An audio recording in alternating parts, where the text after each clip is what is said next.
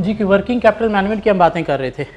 Working capital management क्या सीखा हमने? वर्किंग कैपिटल रिक्वायरमेंट कैसे कैलकुलेट करनी है, current assets minus current liabilities, data जिस तरह का मर्जी हो। वर्किंग कैपिटल साइकिल कैसे कैलकुलेट करना है, रेशियोस, डाटा चाहे जैसा मर्जी हो। और फिर हमने देख लिया कि वर्किंग कैपिटल को फाइनेंस भी किया जाता है और वो फाइनेंसिंग दो तरह से होती है, इक्विटी के थ्रू या डेट के थ्रू, या financing short term sources of finance, long term sources of finance से होती है। कौन से short term sources of finance से फाइनेंस होते हैं वर्किंग कैपिटल और कौन से लॉन्ग टर्म से होते हैं, प्रीवियस लेक्चर में हमने डिस्कस कर लिया था। और हमने डिस्कस किया था कि वर्किंग कैपिटल जो है वो मेनली दो तरह के होते हैं, permanent working capital, permanent net current assets, net current assets बोले तो वर्किंग कैपिटल, और दूसरा क्या था, फ्लक्चुएटिंग और टेम्परेरी नेट करंट एसेट्स या वर्किंग कैपिटल एक ही बात है। क्या कहला? ये क्या था? Minimum working capital requirement. Minimum working capital requirement, minimum working capital requirement को हम क्या नाम देते हैं? परमानेंट। मीन जो बिजनेस चलाने के लिए हमें इन्वेंट्री रिसीवेबल्स के लिए पैसा चाहिए ही चाहिए। क्या कह रहा है? फ्लक्चुएटिंग या टेम्परेरी क्या था? Difference between maximum and minimum working capital. Mean जो ज़रूरत की खातिर टेम्परेरीली हमें, रमज़ान का महीना आ गया तो इन्वेंट्री के लिए हमें ज़्यादा पैसा चाहिए, इन्वेंट्री पे हमें ज़्यादा लगाना पड़ेगा।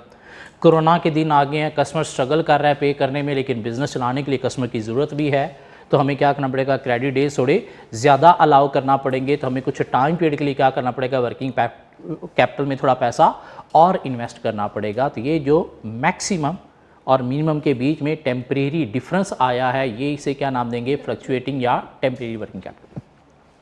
इसकी सोर्सिंग के लिए अच्छी पॉलिसी क्या है? Long term sources of finance से ये सोर्स होने चाहिए, और इसकी सोर्सिंग कहाँ से होनी चाहिए? Short term sources of finance से। क्यों? इसकी लॉन्ग टर्म से क्यों नहीं होनी चाहिए? अपॉर्चुनिटी कॉस्ट हमें फेस करना पड़ेगी, अपॉर्चुनिटी कॉस्ट हमें फेस करना पड़ेगी। मीन कोई लॉन्ग टर्म प्रोजेक्ट में फिर हम इन्वेस्टमेंट नहीं कर सकेंगे, और वो लॉन्ग टर्म प्रोजेक्ट अगर लूज हो गया तो हमारी अपॉर्चुनिटी लूज हो जाएगी। इसकी सूरत में शॉर्ट टर्म से क्यों नहीं? शॉर्ट टर्म में क्यों नहीं? क्योंकि हमें कॉस्ट ज़्यादा बेयर करना पड़ेगी। शॉर्ट टर्म की कॉस्ट ज़्यादा होती है, लॉन्ग टर्म की कॉस्ट कम होती है। क्या कहला? शॉर्ट टर्म की कॉस्ट ज़्यादा होती है, लॉन्ग टर्म की कॉस्ट कम होती है, तो इसलिए इसको शॉर्ट टर्म से नहीं लॉन्ग टर्म से चलाएंगे। दूसरा एक और रीज़न कल हमने डिस्कस की थी, शॉर्ट टर्म से क्यों नहीं इसे चलाएंगे? कि कभी भी वो शॉर्ट टर्म डेट अगर ख़त्म हो गया तो हमारा ये वर्किंग कैपिटल मैनेज करना हमारे लिए डिफ़िकल्ट हो जाएगा। इसलिए इनको हमने long term sources of finance से मैनेज करना है और उनको short term sources of finance से मैनेज करना है।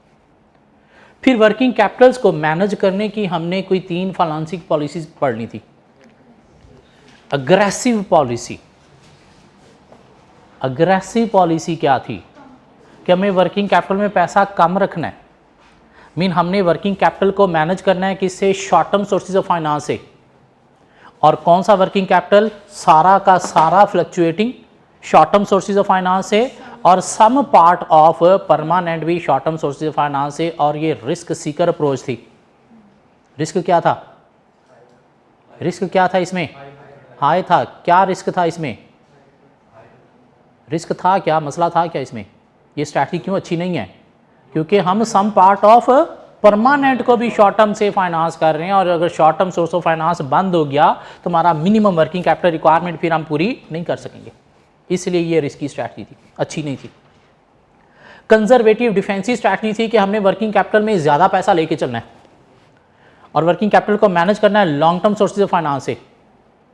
कौन सा वर्किंग कैपिटल? परमानेंट सारा का सारा लॉन्ग टर्म से and some part of fluctuating भी शॉर्ट ऑफ लॉन्ग टर्म से। और ये क्या थी? Risk averse approach. लेकिन ये भी अच्छी स्ट्रैटेजी नहीं है। क्यों? अपॉर्चुनिटी कॉस्ट आपको बेस करना पड़ेगी। तो अच्छी स्ट्रैटेजी क्या थी? Balancing, matching. मैचिंग क्या थी? मैच करो, जो जिस टाइप का वर्किंग कैपिटल है उसको उसी से सोर्स करो, उसी फाइनेंस से उसे सोर्स करो। जो परमानेंट है, जिसने लॉन्ग टर्म चलना है, तो उसकी financing through long term sources से फाइनेंस करो। और जो टेम्परेरी है, जो शॉर्ट टर्म के लिए आपको चाहिए, तो उसकी financing through short term sources से फाइनेंस करो। ये क्या थी? बैलेंस, मॉडरेट, मैचिंग या बेस्ट पॉलिसी। ये बात समझ आती? डिस्कस कर लिया तुमने। आज हम सीखेंगे कि जो मिनिमम वर्किंग कैपिटल है ये कैसे कैलकुलेट करते हैं और ये मैक्सिमम वर्किंग कैपिटल कैसे कैलकुलेट करते हैं। मीन फ्लक्चुएटिंग या परमानेंट वर्किंग कैपिटल कैलकुलेट कैसे करेंगे। तो पहले मिनिमम की बात करते हैं। मिनिमम क्या है? सपोज क्या था? क्या वर्किंग कैपिटल? वर्किंग कैपिटल था जी हमारा current assets minus current liabilities. Suppose हमारे करंट एसेट्स हैं कितने? 100, करंट लाइबिलिटीज़ हैं 60, तो वर्किंग कैपिटल कितना आ गया? 40। ये बात समझ आती? करंट एसेट हो गए हमारे 70 और करंट लाइबिलिटीज़ हैं 60, तो वर्किंग कैपिटल कितना हो गया? 10। करंट एसेट्स हैं हमारे सपोज 80 और करंट लाइबिलिटीज़ जो हैं हमारी वो हैं 70, तो वर्किंग कैपिटल कितना आ गया? 10। तो मैं ये कह सकता हूँ कि मिनिमम वर्किंग कैपिटल जो है,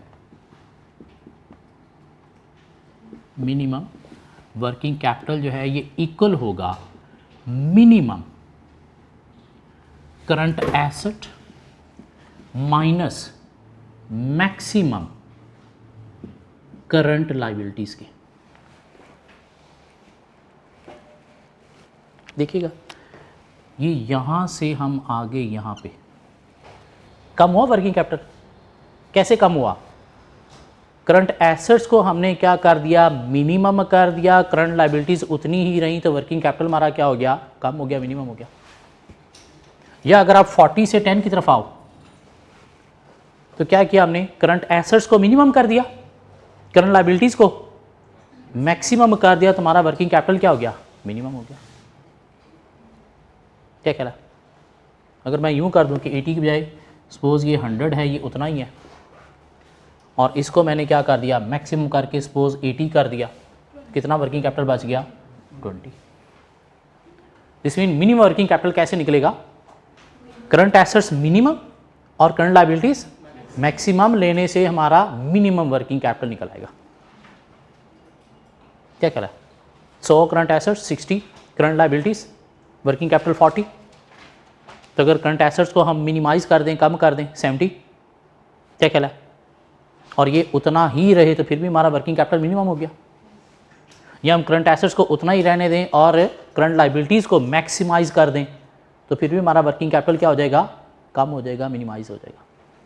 तो एक फार्मूला आपने यहाँ से सीख लिया। क्या? मिनिमम वर्किंग कैपिटल किसके इक्वल है? Minimum current assets minus maximum current liabilities. So maximum working capital किसके इक्वल होगा सर? उसके लिए क्या करना पड़ेगा? Maximum current assets minus minimum current liabilities. क्या ख्याल है? से दो फार्मूलाज लर्न करने हमें कि मिनिमम वर्किंग कैपिटल कैसे निकलेगा। Minimum current assets minus maximum current liabilities, और मैक्सिमम वर्किंग कैपिटल कैसे निकलेगा? Maximum current assets minus minimum current liabilities. और अगर ये चीज़ें का डाटा हमारे पास हो तो हम मैक्सिमम मिनिमम वर्किंग कैपिटल निकाल सकते हैं।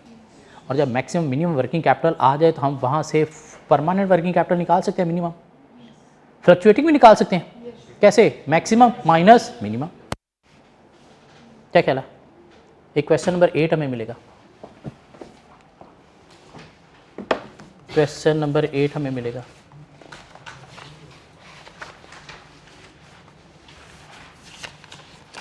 देखिएगा, मिलता है ऐसा कोई question?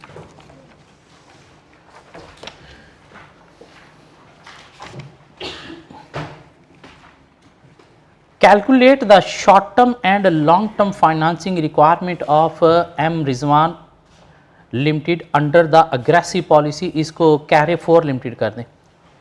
Calculate the short term and long term financing requirement of Carrefour Limited under the aggressive policy for financing net current assets that is currently being used and also under the proposed new conservative policy. Carrefour Limited. क्या करना आपको? Short term long term financing आपको निकालनी है. Company के working capital को finance करने की under the new conservative policy. Company की कंजर्वेटिव पॉलिसी जो है वो अडॉप्ट करने जा रही है उसके अकॉर्डिंगली. नहीं, वैसे आपको ऑन जनरल निकालनी है एग्रेसिव पॉलिसी के अकॉर्डिंगली और साथ कंजर्वेटिव पॉलिसी के अकॉर्डिंगली. मीन एग्जिस्टिंग शायद कंपनी की एग्रेसिव पॉलिसी है. एग्रेसिव पॉलिसी क्या होती है? Short term sources of finance से चलना, ऑल टेम्परेरी फ्लक्चुएटिंग और सम पार्ट ऑफ परमानेंट. फिर उसने कहा जी आपने short term long term financing निकालनी है कंजर्वेटिव पॉलिसी के अकॉर्डिंगली भी. Mean long term sources finance से चलना, all permanent, some part of fluctuating. यही था क्वेश्चन. क्या कह रहा है? The finance manager of Carrefour limited has observed that working capital levels fluctuate quite substantially from month to month. Based on forecast revenue for next years, the average days and maximum and minimum working capital level for next year are likely to be as follows. Inventory को देखा जाए तो 105 average days हैं, minimum requirement इतनी है, maximum इतनी है. Account receivable minimum इतना है, मैक्सिमम इतना है. और अकाउंट पेएबल डेज इतने हैं, मिनिमम इतना है, मैक्सिमम इतना है. तो करंट एसेट हमारे पास दो आ गए और करंट लायबिलिटी एक आ गई. दोनों के मिनिमम मैक्सिमम भी दे दिए गए हैं. क्या ख्याल है? तो मुझे सिर्फ आप ये निकाल के दे सकते हो कि परमानेंट वर्किंग कैपिटल कितना है और फ्लक्चुएटिंग वर्किंग कैपिटल कितना है.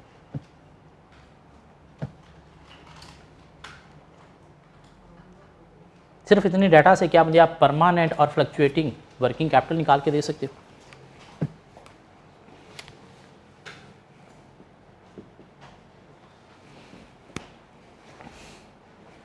परमानेंट क्या है? Minimum working capital. मिनिमम निकाला जा सकता है. Minimum current assets minus maximum current liabilities. क्या कहला? तो क्या निकालने जा रहे हैं हम? मिनिमम वर्किंग कैपिटल जो इक्वल है किस चीज़ के? Minimum current assets minus maximum current liabilities. और मिनिमम करंट एसेट आपके पास दो दिए गए हैं. कौन कौन से दिए गए हैं? 1726 और 164. 1726 plus 164 minus maximum current liabilities आपके पास दी गई हैं 1250. तो कितना आ गया मिनिमम वर्किंग कैपिटल? 640,000. अब आप निकाल लेते हैं मैक्सिमम वर्किंग कैपिटल कितना है.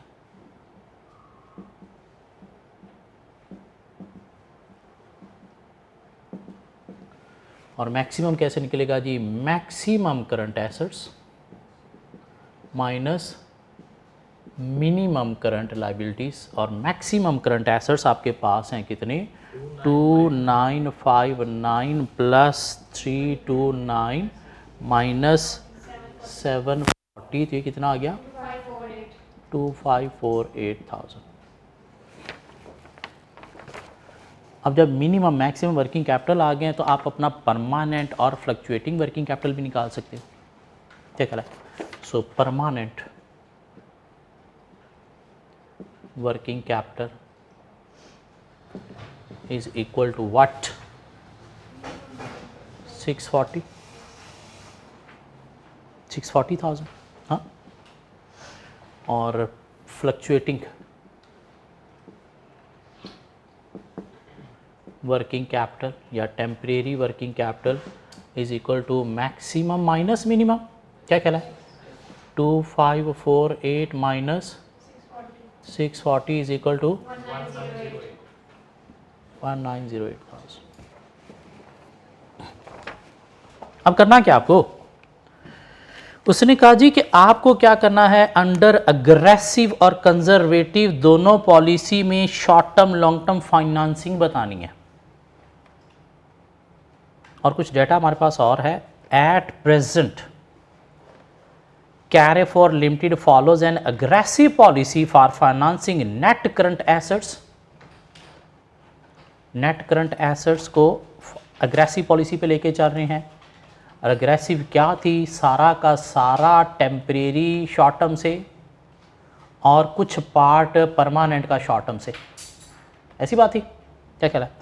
सो all fluctuating net current assets mean 100% net current assets fluctuating किससे, शॉर्ट टर्म से, and 20% of permanent net current assets are funded by overdraft. Overdraft बोले तो शॉर्ट टर्म फाइनेंसिंग, ये बात समझाती। मीन टेम्परेरी 100% और परमानेंट का 20% फाइनेंस हो रहा है कहाँ से, शॉर्ट टर्म से। तो लॉन्ग टर्म से क्या फाइनेंस हो रहा होगा इसमें, 80% ऑफ परमानेंट और 0% ऑफ टेम्परेरी, क्या कह रहा। The finance manager thinks this is to risky a policy in present economic condition and is proposing a more conservative policy. वो कहता है कि बड़ी रिस्की, हाई रिस्की अप्रोच है, हमें कंजर्वेटिव पॉलिसी पे चलना चाहिए, where 100% of permanent net current assets and 20% of fluctuating assets are finance by medium और लॉन्ग टर्म फाइनेंस, जिसमें परमानेंट 100% लॉन्ग टर्म से और कुछ पार्ट टेम्परेरी का लॉन्ग टर्म से कितना 20%, तो बाकी 80% कहाँ से हो रहा फिर, शॉर्ट टर्म से। और आपको क्या करना है, दोनों पॉलिसीज के अंडर शॉर्ट टर्म की फाइनेंसिंग की अमाउंट निकालनी है और लॉन्ग टर्म फाइनेंसिंग की अमाउंट निकालनी है।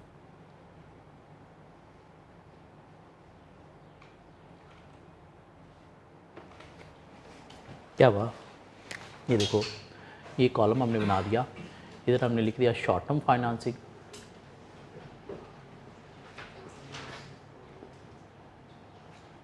और इधर हमने लिख दिया लॉन्ग टर्म फाइनेंसिंग।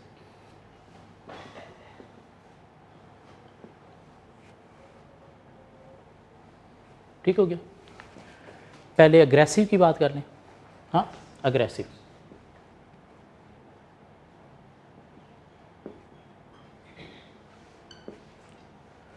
दो तरह के वर्किंग कैपिटल हैं, परमानेंट और टेम्परेरी।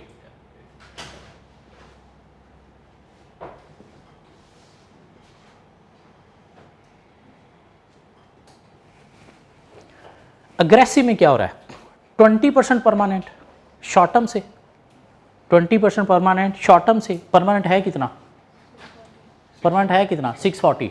सो 640 का 20% कितना बना 128।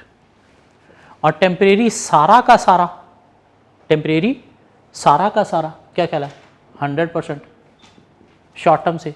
टेम्परेरी है कितना 1908।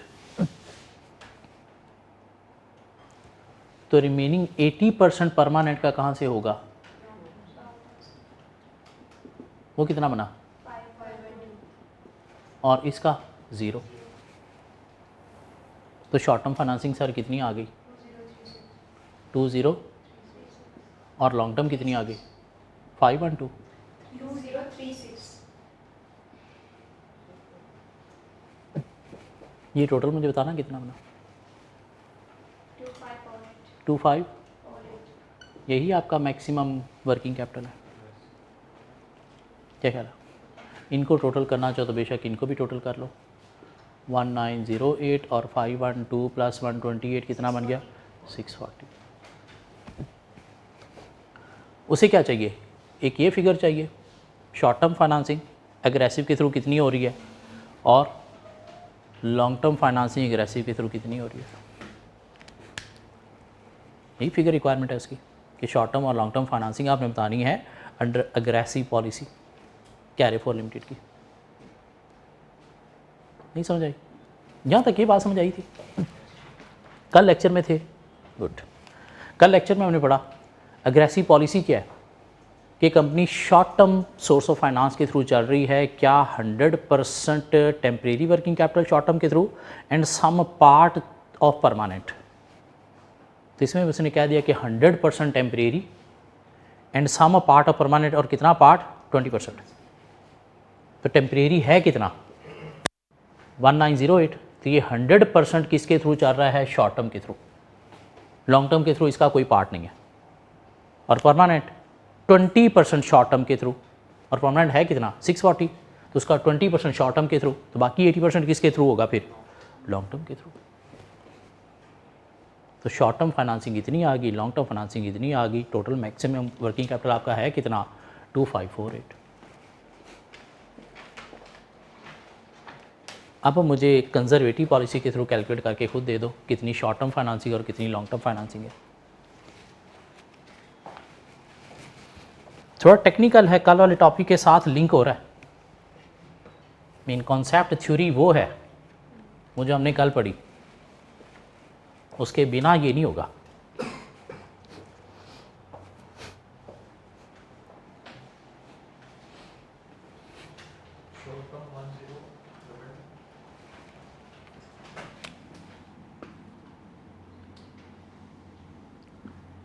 कंजर्वेटिव पॉलिसी, और वो क्या कह रहा है जी? परमानेंट है आपके पास और टेम्परेरी है आपके पास। परमानेंट उसने कहा जी 100% लॉन्ग टर्म फाइनेंसिंग के थ्रू चलेगा। मीन 640 का 100% कितना बना? 640 पूरा का पूरा। और शॉर्ट टर्म का 20% यहाँ पे आएगा, 80% शॉर्ट टर्म के थ्रू चलेगा। टेम्परेरी का 80% शॉर्ट टर्म के थ्रू चलेगा। क्या ख्याल है? सो 80% ऑफ शॉर्ट टर्म है कितना? 1908। How much? 152 कर लो ना, 1526। ठीक हो गया। और रिमेनिंग 20% जो है वो ऑफ 1908 वो किससे चलेगा? इससे वो कितना बना? 382 कर लें। क्या कर रहे हैं? 382 कर लें। तो ये टोटल कितना बन गया? 1526। और ये टोटल 1022, और मिला के टोटल 2548 ही बन रहा है।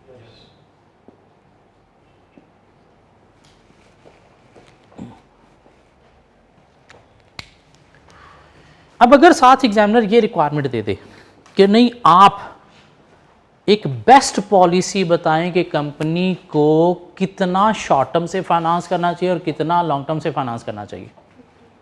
एक रिक्वायरमेंट बी अगर ये साथ होती कि अगर बीइंग आ फाइनेंशियल कंसल्टेंट आप समझते हो ये दोनों पॉलिसीज गलत हैं, तो एक बेस्ट पॉलिसी कंपनी को रिकमेंड करते आप बताएं कंपनी को शॉर्ट टर्म से कितनी फाइनेंसिंग करनी चाहिए, लॉन्ग टर्म से कितनी फाइनेंसिंग करनी चाहिए। तो वो क्या बनेगी? Moderate policy. क्या ख्याल है? वो क्या बनेगी? Moderate policy. और मॉडरेट पॉलिसी क्या करती है? मैचिंग। परमानेंट सारा का सारा लॉन्ग टर्म से, शॉर्ट टर्म और टेम्परेरी सारा का सारा शॉर्ट टर्म से। सो परमानेंट शॉर्ट टर्म से 0, सारा का सारा लॉन्ग टर्म से कितना? 640। और टेम्परेरी सारा का सारा शॉर्ट टर्म से और लॉन्ग टर्म से कुछ नहीं। तो ये बन गया 1908 और ये बन गया 640। टोटल मिला के 2548 ही है। ये रिक्वायरमेंट नहीं थी। ठीक हो गया? अगर होती तो फिर इस तरह से हम आंसर देते।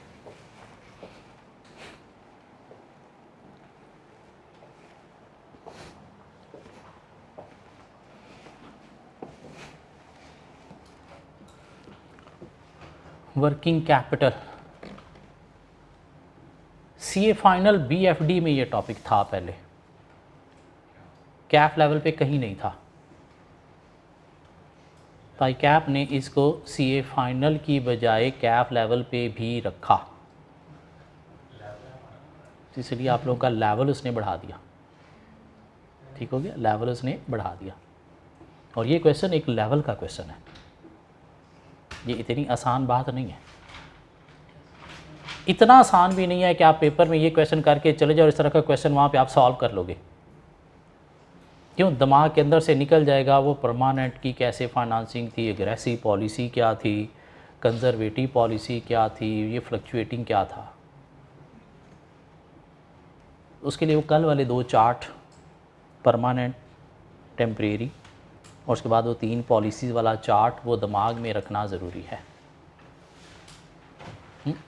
पीछे कॉन्सेप्ट होना ज़रूरी है, परमानेंट है क्या, ये टेम्परेरी है क्या, इसकी क्यों लॉन्ग टर्म से, इसकी क्यों शॉर्ट टर्म से फाइनेंसिंग होनी चाहिए, इसमें रिस्क क्या है, और ये दोनों अच्छी क्यों नहीं है, तीसरी अच्छी क्यों है।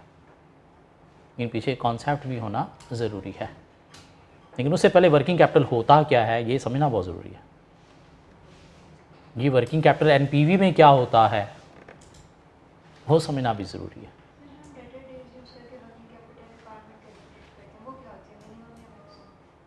वो वर्किंग कैपिटल होता है, उससे हमारे पास करंट एसेट्स आते हैं, करंट लायबिलिटीज़ आती हैं, वहाँ से हम मिनिमम मैक्सिमम निकालेंगे उस फार्मूला के थ्रू।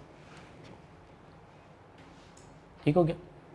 या वो जो हमारी वर्किंग कैपिटल रिक्वायरमेंट निकलती है वो क्या है, हमारी एग्जैक्ट वर्किंग कैपिटल रिक्वायरमेंट जो हमें वर्किंग कैपिटल में पैसा इन्वेस्ट करना है, और वो क्या है, मिनिमम है, जिससे हमारी सारी की सारी रूटीन की ज़रूरतें पूरी हो सकती हैं। फ्लक्चुएटिंग क्या है, ज़रूरत पड़ने की खातिर जो हमें इंक्रीज़ करना पड़ा। जो रूटीन में हमारा चलता है वो क्या चलता है, permanent. So working capital requirement के अकॉर्डिंग जो हम निकालते हैं वो क्या होता है, मिनिमम, मीन परमानेंट, जो हमें लेके चलना है, जिसके बिना हमारे बिजनेस का सर्वाइवल है ही नहीं। क्या करा है, ये जो फ्लक्चुएटिंग है ये तो कोई एक्स्ट्रा प्रॉफिट कमाने के लिए टेम्परेरी बेसिस पे हमें चाहिए। रूटीन का प्रॉफिट कमाने के लिए हमें क्या चाहिए, परमानेंट ही चाहिए। इसलिए लॉन्ग टर्म सोर्सेज फाइनेंस हमने वहीं पे लगाने हैं। इसकी ज़रूरत पड़ेगी टेम्परेरी की तो कोई short term source of finance के थ्रू इसे मैनेज कर लेंगे, ज़रूरत नहीं है तो short term source of finance में जाने की भी ज़रूरत नहीं है। क्यों, short term sources of finance में जाना अच्छी पॉलिसी नहीं है बिजनेस की। क्यों, उसमें रेट ज़्यादा पड़ता है आपको, वो तो आप बहुत बुरे हालात में जाते हो उस तरफ। बैंक ओवरड्राफ्ट आपको क्यों चाहिए, कि आप इतने गंदे हो कि आपके अकाउंट में पैसे होते ही नहीं, तो आपको पेमेंट करने के लिए बैंक से पैसे लेना पड़ रहे हैं, यही है बैंक ओवरड्राफ्ट। मेरी रूटीन की कैश फ्लो आपसे मैनेज नहीं हो रही। हाँ, बैंक ओवरड्राफ्ट कैसे है कि लाइक आप मंथली अपना एक्सपेंडिचर पूरा नहीं कर पाए तो आपको अपने दोस्त से जो है वो कुछ पैसे मंथ के एंड पे उधार लेना पड़े, ये बैंक ओवरड्राफ्ट है। जो घर से आएंगे तो आप क्या करोगे, उसको पे कर दोगे, ये बैंक ओवरड्राफ्ट है कंपनी के लिए। कि आपके रूटीन के खर्चे आपसे मैनेज नहीं हुए तो आपको क्या करना पड़ा, बैंक से शॉर्ट पीरियड के लिए थोड़ा सा उधार लेना पड़ा, मीन गंदी मैनेजमेंट। आप अपने खर्चों को अपनी इनकम के अकॉर्डिंगली मैनेज नहीं कर सके। हाँ, उसके पीछे आपके पॉइंट ऑफ व्यू से कुछ झूठ भी हो सकते हैं, घर बता दिया था पेपर पास है, ठीक है, लेकिन अब फीस पल्ले से देना पड़ गई है, तो पल्ले से देने के लिए ख़र्चा आप कर बैठे थे, लेकिन फ़ीस अब आई, हो ये तो फीस मैंने रखी नहीं थी, चलो अब अगले मंथ से निकालेंगे तभी उधार लोगे। ये क्या है, बैंक ओवरड्राफ्ट कंपनी के पॉइंट ऑफ व्यू से। जी, एक क्वेश्चन नंबर 7 मिलेगा हमें, क्वेश्चन नंबर 7 देखिएगा please.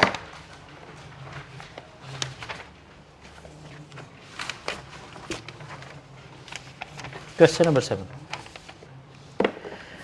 Calculate the effect of the proposed credit policy on the profitability of the company. Proposed credit policy का कंपनी की प्रॉफिटेबिलिटी पे इफेक्ट आपने देखना है। क्या न समझ आ रहा है यहाँ से, कंपनी की प्रपोज्ड क्रेडिट पॉलिसी का प्रॉफिटेबिलिटी पे इफेक्ट मीन शायद कंपनी कोई डेटर डेज इंक्रीज़ करने जा रही होगी सेल बढ़ाने के लिए, क्या कहला है, उस वजह से बैड डेट्स भी इंक्रीज़ होंगे, तो आपने देखना है प्रॉफिटेबिलिटी पे इफेक्ट क्या आएगा। जैसे हमने प्रीवियस क्वेश्चन 6 किया था, जहाँ पे 3 प्रपोज क्रेडिट पॉलिसीज़ का हमने इफेक्ट देखा था और देखा था कौन सी अच्छी है। यहाँ पे अच्छी नहीं, सिर्फ इफेक्ट बताना है आपने। क्या कहला है? मीन प्रपोज्ड आपका जो प्रॉफिट है होगा या लॉस होगा। जी क्या है? Samsung limited produces a single product which has a large market. It sells an average of 360,000 unit per month at price of 160 per unit and for लॉन्गा स्टूडेंट पर मंथ दी गई है, यूनिट पर ईयर नहीं दिए गए। ठीक हो गया? इसलिए जब सेल ले रहे होते हैं तो हम पर ईयर ले रहे होते हैं, तो इसलिए इसको मल्टीप्लाई बाय 12 करना पड़ेगा। और प्राइस कितनी है? 160 पर यूनिट, तो मल्टीप्लाई करेंगे क्या? 360 इंटू 12 इंटू 160, हमारे पास सेल आएगी ऐसे। Variable cost is ₹120 per unit, तो हम कंट्रीब्यूशन भी निकाल सकते हैं। All sales are credit, debtors are allowed 1 month to clear off the debt dues. Currently 1 month debtor period चल रहा है।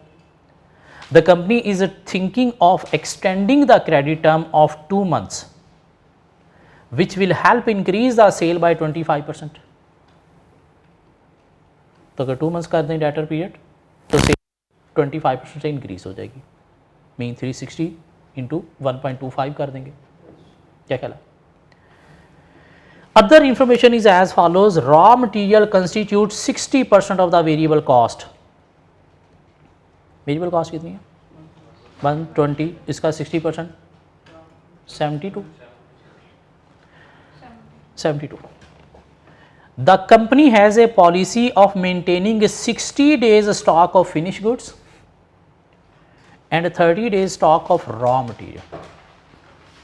फिनिश गुड्स पीरियड है आपके पास 60 days 2 months, और रॉ मटीरियल होल्डिंग पीरियड है कितना? 1 month।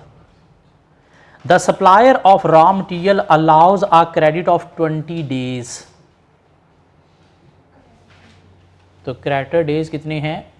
20 days। 20 by 360।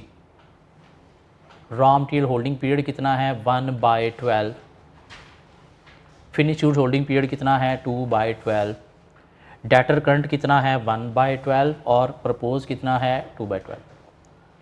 The companies cost of a fund is 16%। ठीक है? फाइनेंसिंग कॉस्ट मीन एक्स्ट्रा जो आपको चाहिए वर्किंग कैपिटल, एक्स्ट्रा जो वर्किंग कैपिटल चाहिए उसकी फाइनेंसिंग कॉस्ट कितनी है? 16%। Calculate the effect of the propose credit policy on the profitability of the company. Company की प्रॉफिटेबिलिटी पे आपने क्या करना है? इफेक्ट देखना है इस प्रपोज पॉलिसी का। तो क्या करेंगे?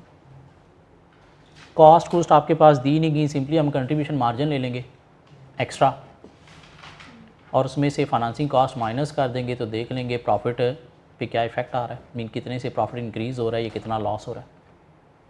अब यहाँ पे हम इंक्रीमेंटल यूज़ कर सकते हैं। ठीक हो गया? कंट्रीब्यूशन मार्जिन के अकॉर्डिंगली। तो क्या करेंगे? पहले कंट्रीब्यूशन मार्जिन निकाल लें।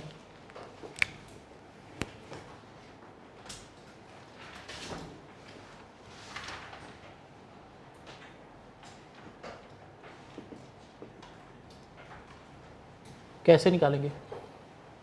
360 इंटू 12 इंटू कंट्रीब्यूशन आपके पास दिया गया 160 माइनस 120 कितना आ गया? 40।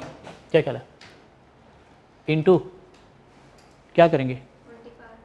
25% इंक्रीज़ क्या अप्लाई करेंगे? 125 या 1.25? 1। तो देखिएगा ज़रा कितना आया कंट्रीब्यूशन मार्जिन? कितना? 216,000।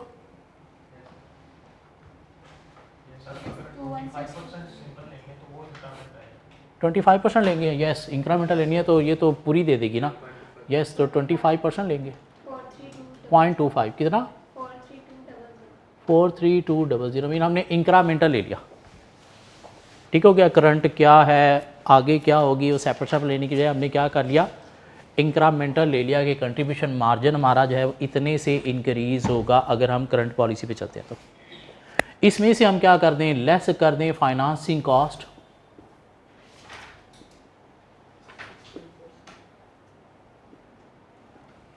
तो हमारे पास आ जाएगा क्या, नेट बेनिफिट या लॉस ऑफ न्यू पॉलिसी, जो हमें कैलकुलेट करना है, लेकिन फाइनेंसिंग कॉस्ट हमें निकालना पड़ेगी। फाइनेंसिंग कॉस्ट के लिए हमें देखना पड़ेगा कि वर्किंग कैपिटल हमारी जो है वो रिक्वायरमेंट करंट कितनी है और रिवाइज पॉलिसी के अकॉर्डिंगली कितनी है। तो हम देखेंगे एडिशनल हमें वर्किंग कैपिटल कितना चाहिए, इंक्रीमेंटल वर्किंग कैपिटल हमें कितना चाहिए।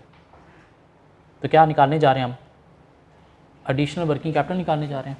तो उसके लिए हम चले गए वर्किंग वन में।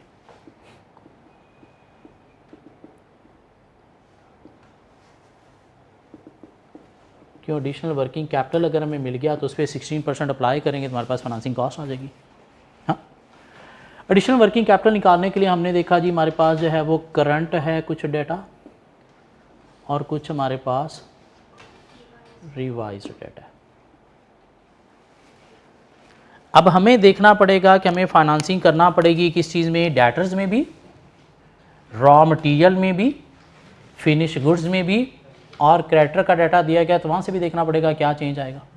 क्या कहना है, डेटर निकालने पड़ेंगे हमें यहाँ पे। डेटर निकालने के लिए हमारे पास एक फार्मूला था, sales into period divided by 12। Sale देखिएगा निकाली जा सकती है यहाँ पे, 360 है इंटू 12 किया, यूनिट्स आ गए, 160 जो है वो सेलिंग प्राइस है, तो यहाँ से सेल आ गई।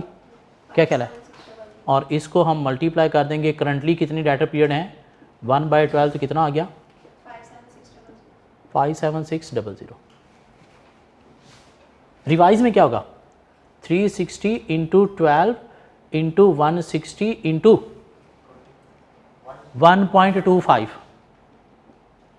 इतने से सेल इंक्रीज होनी है ना। क्या कह रहा है, इंटू कितने पीरियड 2/12, कितना 144,000। यहाँ तक बात समझ आ रही हो। हाँ, रॉ मटेरियल निकालो इधर,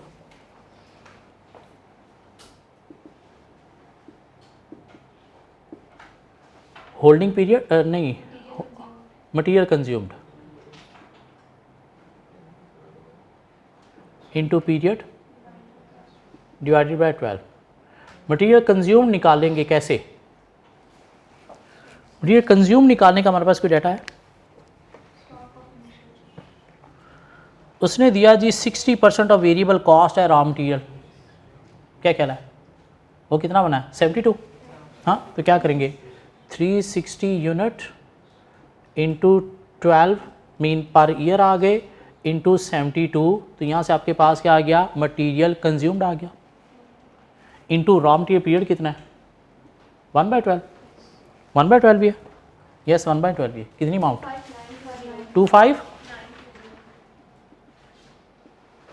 और नेक्स्ट क्या करेंगे 360 इंटू 12 इंटू 72 इंटू 1.25 इंटू कितना 1/12 भी, ये कितना आ गया 32400। ये बात किसी को समझ आई हो। इसको हम डायरेक्टली यूँ भी कर सकते थे, 25920 को इंटू 1.25 कर देते, फिर भी यही अमाउंट आ जानी थी। क्या कहना, ये जो अमाउंट थी 25920, इसी पे ही हम वो 25% सेल इंक्रीज वाली अगर 1.25 फ्रैक्शन अप्लाई कर देते तो फिर भी अमाउंट यही आ जानी थी। अब फिनिश गुड्स की बात करें, क्या करें, फिनिश गुड्स की बात करें,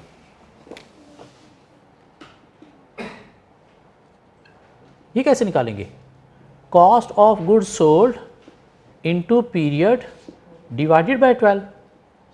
कॉस्ट ऑफ गुड्स सोल्ड हमारे पास दी गई है,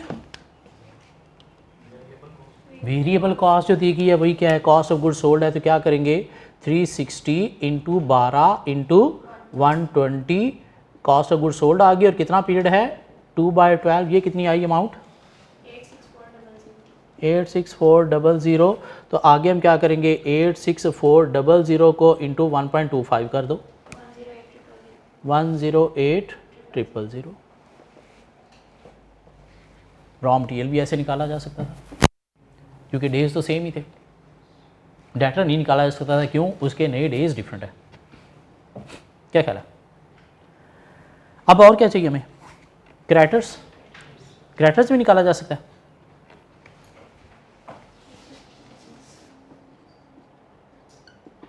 कैसे? Purchases into period divided by 12, 360 into 12 into 72 लेंगे ना, रही रॉ मटीरियल वाला क्या कहलाए 72। परचेजेस आ गई इंटू 20/360/12 नहीं करेंगे, क्यों? 20 डेज है वहाँ पे, मंथ नहीं है। कितना आ गया? 17280। और 17280 को अब इंटू 1.25 कर दो, 21600। ऐसा तो हमारे पास क्या आ गया? वर्किंग कैपिटल रिक्वायरमेंट आ गई। वर्किंग कैपिटल रिक्वायरमेंट आ गई कितनी? ये माइनस करना है ना क्रेडिटर, कितनी?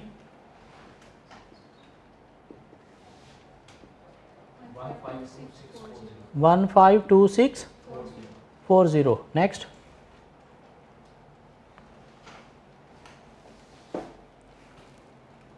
नेक्स्ट रिवाइज कितना है?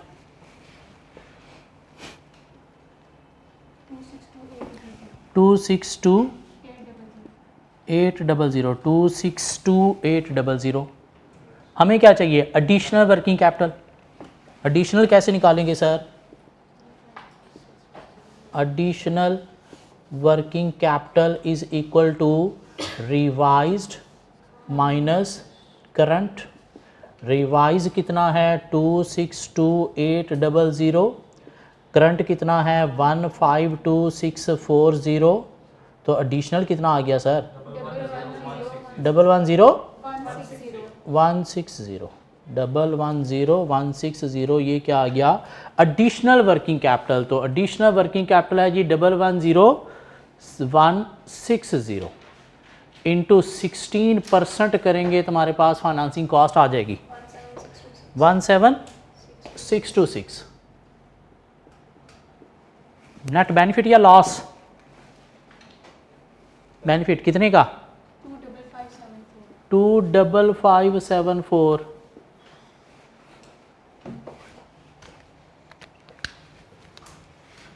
25574।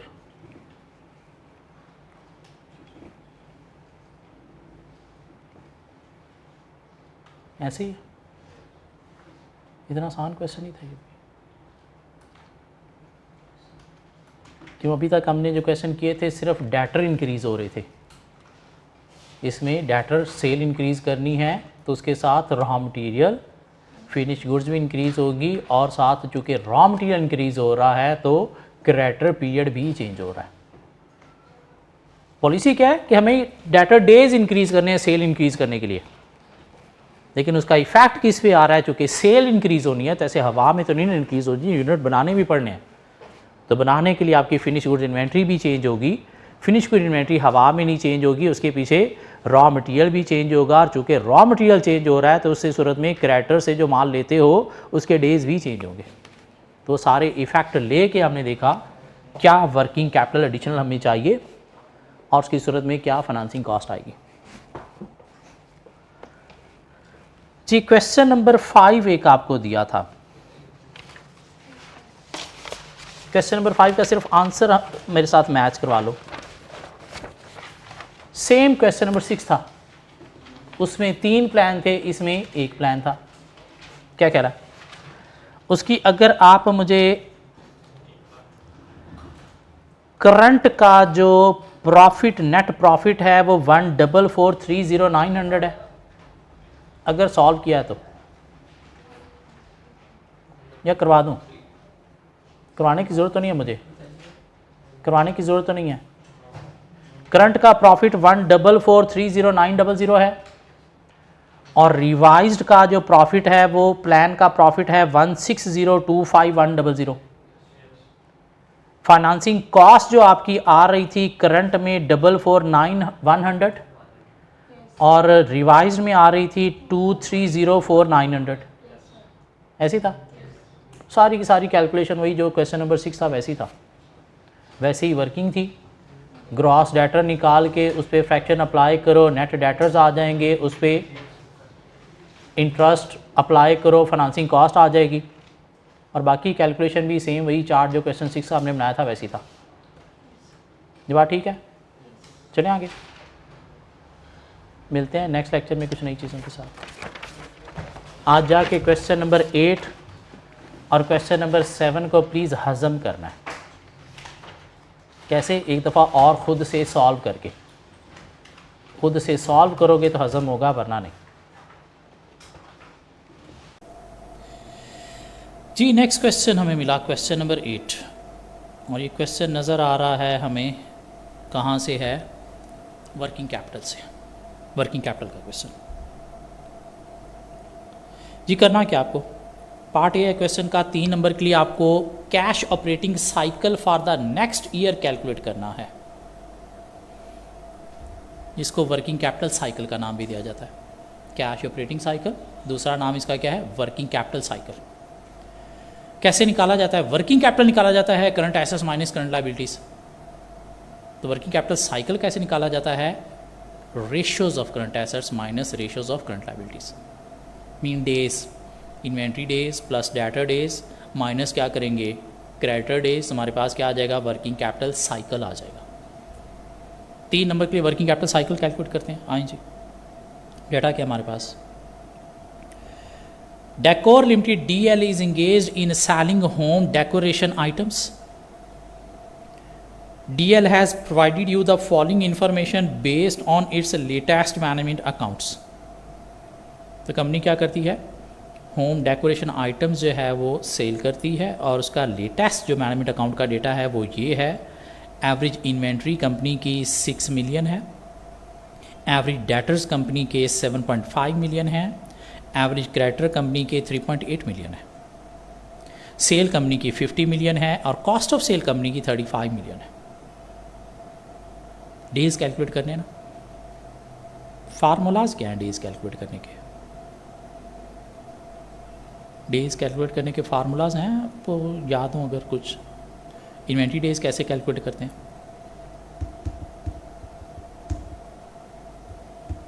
क्या ख्याल है?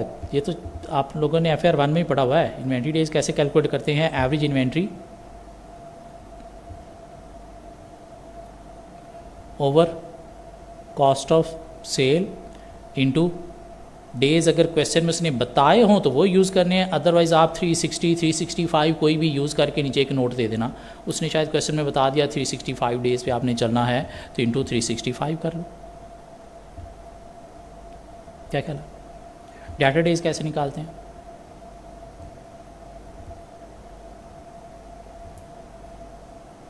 Days,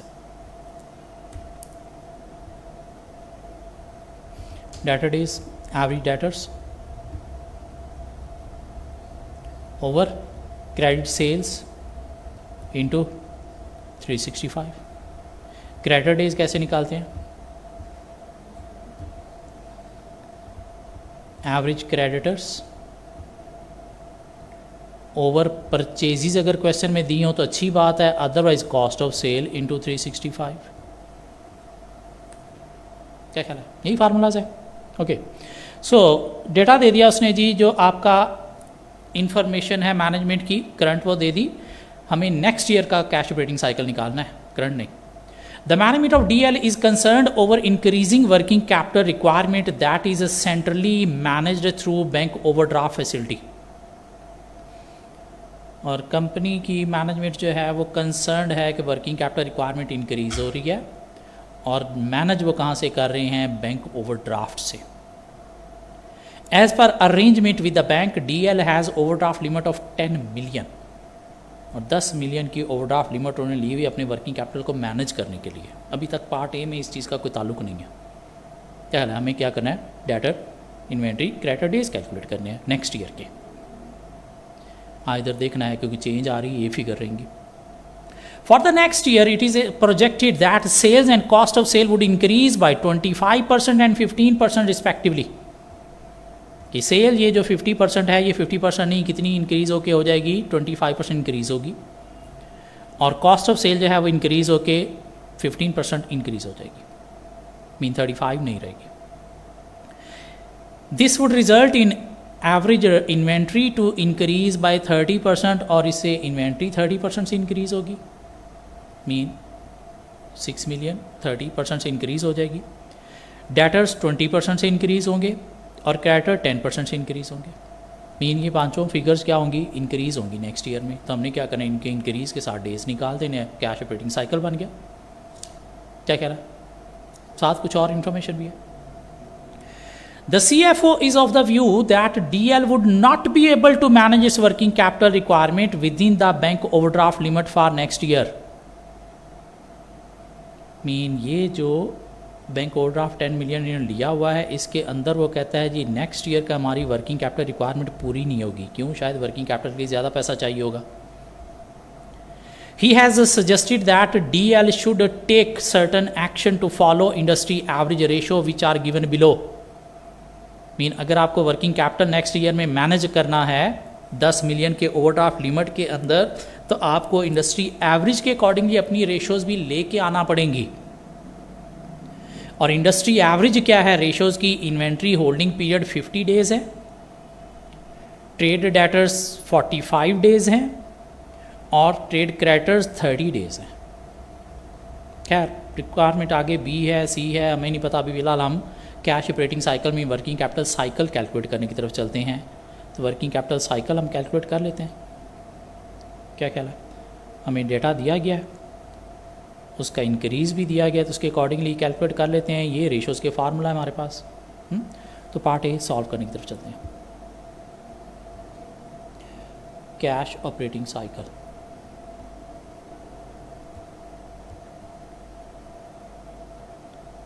for next year.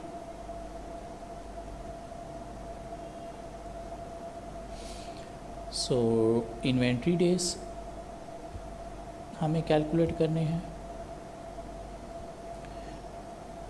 Debtor days हमें कैलकुलेट करने हैं,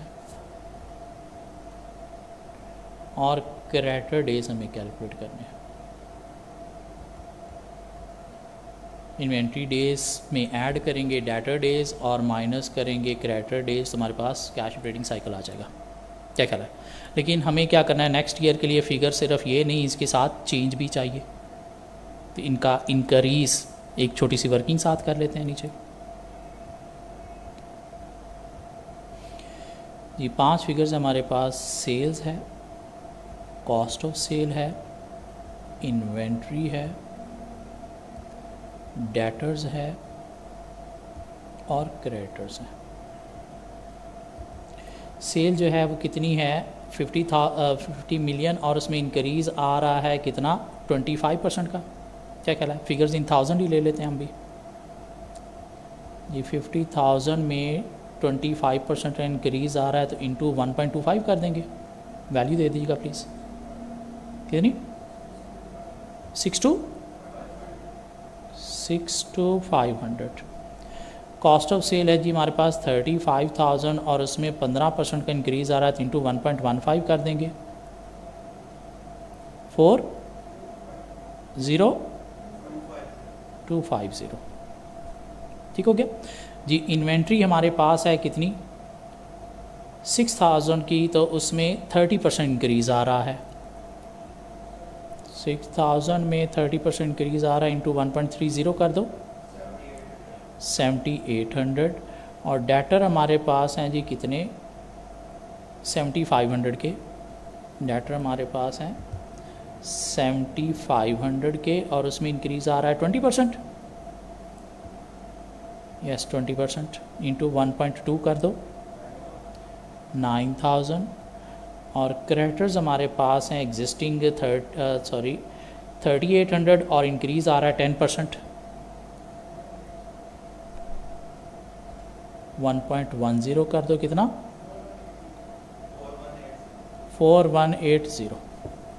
ठीक हो गया। तो ये हम यूज़ करेंगे, यहाँ पे रेशोज़ निकाल देते हैं जी। इन्वेंट्री डेज़ अगर हम देखें तो हम कैलकुलेट करेंगे जी, इन्वेंट्री हमारे पास है 7800 की, divided by cost of sale है हमारे पास कितनी 40250 की, और इसको हम मल्टीप्लाई बाय कर देंगे 365 से, तो हमारे पास ये डेज़ आ जाएंगे कितने 71 डेज़। और डेटर्स हैं जी हमारे पास कितने के 9000 के, ओवर सेल है हमारे पास 62500 की, और इंटू 365 डेज़ कर देंगे तो ये 53 डेज़ आ गए हमारे पास। ओके जी। उसके बाद क्रेडिटर्स हैं हमारे पास 4180 के,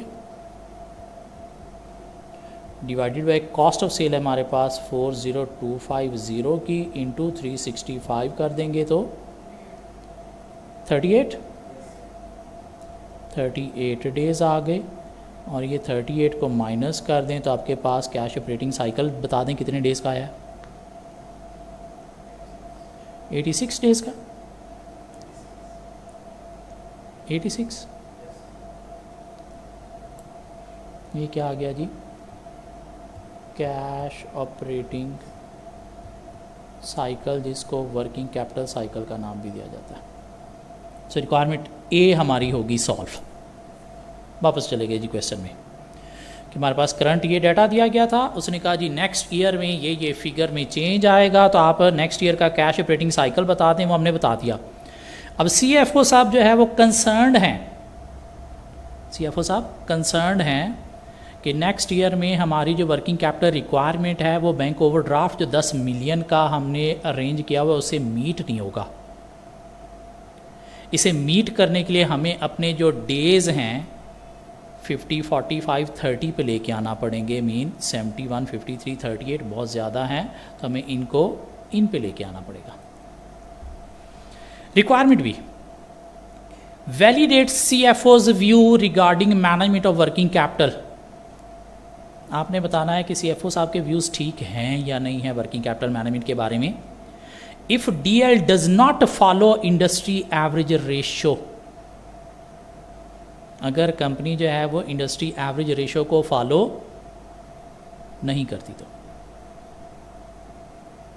मीन इन्हीं रेशोज़ पे चलती है, इन्हीं रेशोज़ पे चलती है। मीन इन्वेंट्री, डेटर, क्रेडिटर की इन्हीं फिगर्स पे चलती है। तो क्या वो जो 10 मिलियन की इन्होंने ली हुई है ओवरड्राफ्ट लिमिट, क्या मैनेज हो जाएंगे या नहीं हो जाएंगे, तो ये आपको बताना है। क्या कह रहा है, तो आंसर में आते हैं पार्ट बी। पहले हम दे देते हैं जी, DL does not follow industry average ratio.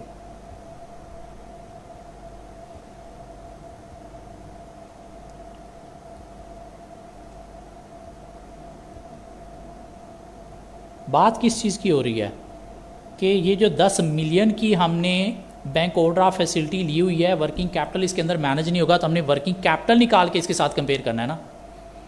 इससे कम है तो मैनेज होगा, इससे ज़्यादा है तो मैनेज नहीं होगा। ऐसी है ना, इससे कम है तो मैनेज होगा, इससे ज़्यादा है तो मैनेज नहीं होगा। तो हम वर्किंग कैपिटल निकालने जा रहे हैं। क्या कहला है? सो वर्किंग कैपिटल कैसे निकालेंगे? Inventory plus debtors minus creditors. Inventory कितनी है सर हमारी 7800 प्लस डेटर 9000 माइनस क्रेडिटर्स कितने हैं 4180। तो प्लीज़ मुझे आंसर दे दें, कितना आ गया 12620। और ये क्या है ग्रेटर देन 10 मिलियन है। क्या कहला है? Bank overdraft greater than 10 million of bank overdraft. So CFO viewpoint is perfectly right. क्या कहना? CFO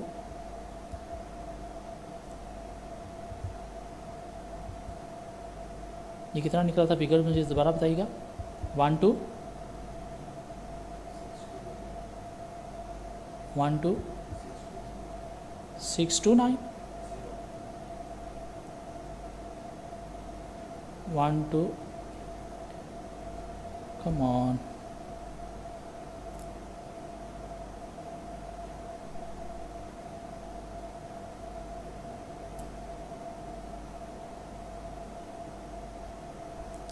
12620 is greater than 10,000, so CFO's viewpoint is perfectly right. अब चलते हैं दूसरी ऑप्शन पे। If DL follow industry average,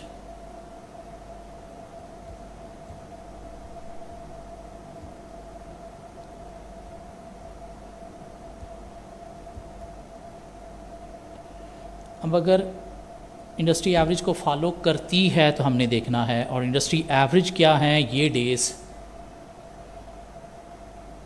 क्या कह रहा है, इसमें अब हमें वर्किंग कैपिटल निकालना होगा इन डेज को यूज़ करते हुए। वर्किंग कैपिटल निकालना होगा इन डेज को यूज़ करते हुए। वर्किंग कैपिटल क्या होता है, inventory plus debtor minus creditors. क्या कह रहा है, हमने देखा जी डेज निकालने का फार्मूला जो है वो ये है, inventory days is equal to average inventory over cost of sale into 365। तो अगर आपके पास डेज दिए गए हों तो क्या आप इन्वेंट्री निकाल सकते हैं? अगर आपके पास डेज दिए गए हों तो क्या आप इन्वेंट्री निकाल सकते हैं? कैसे? इन्वेंट्री इज़ इक्वल टू, जो इधर डिवाइड हो रहा है उधर जाके मल्टीप्लाई हो जाएगा, और जो मल्टीप्लाई हो रहा है उधर जाके क्या हो जाएगा, डिवाइड हो जाएगा। क्या कह रहा है, क्या बन जाएगा, days into cost of sale, क्या कह रहा है, डिवाइडेड बाय 365। हाँ, अब हमारे पास इंडस्ट्री एवरेज के डेज दिए गए हैं, इंडस्ट्री एवरेज के डेज दिए गए हैं, तो हमें क्या करना है, इन डेज को यूज़ करते हुए हमें निकालना है क्या, वर्किंग कैपिटल। तो आ जाए जी, हम पहले इन्वेंट्री निकालते हैं। कितने डेज हैं हमारे पास, 50। इन्वेंट्री के डेज कितने हैं, 50। तो क्या करेंगे हम, 50 डेज हैं multiply by cost of sale. Cost of sale हमने कैलकुलेट की सर कितनी, 40250। और क्या करेंगे, डिवाइड कर देंगे 365 से। तो प्लीज़ मुझे इन्वेंट्री दे देंगे कितनी बनती है, 5514। डेटर्स डेज कितने हैं जी इंडस्ट्री एवरेज के, हमारे पास 45, और डेटर हमने जो कैलकुलेट किए हैं वो कितने हैं जी, 9000 डिवाइडेड बाय 365 करेंगे तो डेटर की अमाउंट भी दे देंगे, 1110। और उसके बाद क्रेडिटर्स डेज हैं जी हमारे पास इंडस्ट्री एवरेज के 30, और अमाउंट है हमारे पास 4180। 30 इंटू 4180 डिवाइडेड बाई 365 करेंगे तो क्रेडिटर्स की फिगर भी आ जाएगी, कितना, 344 344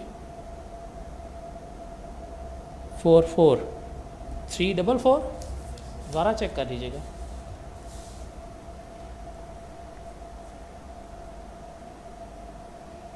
दोबारा चेक कर लीजिएगा।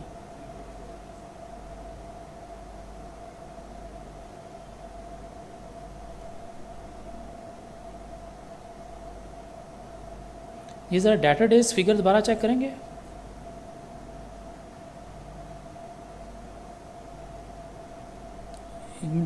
डाटा डेज हम डाटा निकाल रहे हैं ना, तो इधर डाटा की फिगर यूज़ करेंगे या सेल की फिगर यूज़ करेंगे?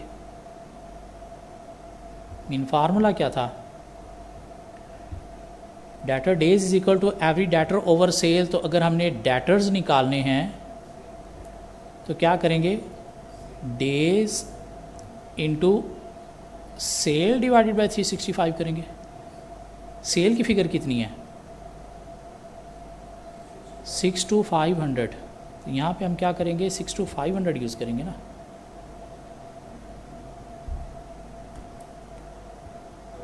Six two 500। अब मुझे ये फिगर ज़रा बताइएगा क्या है, 7705, क्या ख्याल है।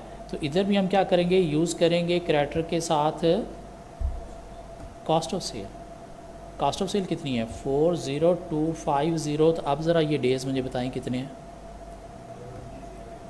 3308। तो अब मुझे ज़रा वर्किंग कैपिटल बता दें कितना बनता है।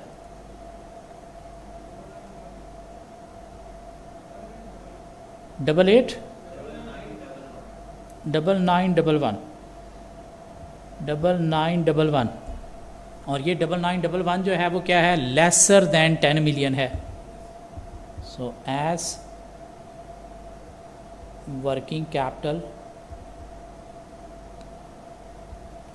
Is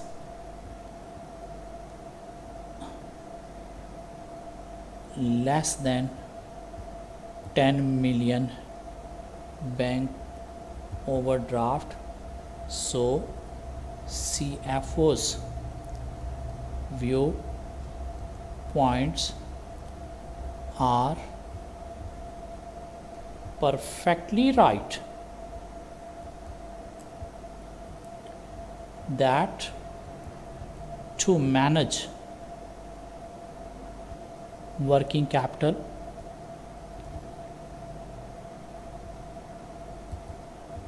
for next year, company have to achieve industry average ratios।